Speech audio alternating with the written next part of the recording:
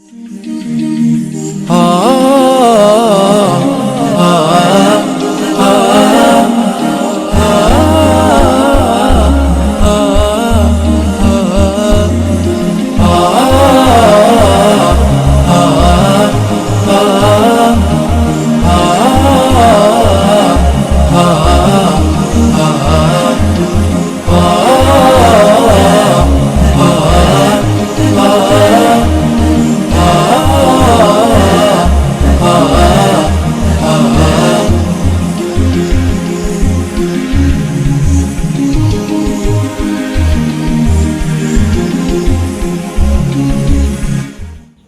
আমার পরিবারের বড় ছেলে।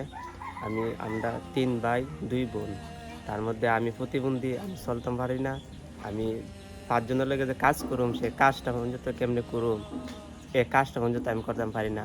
আমি 2 বাচ্চা লোক কষ্টে চলি, একটু ঘরটা ভালো কিছু কারণ থাকতে পারলাম বলে আমার দেড়ের কোটার তাই হলো।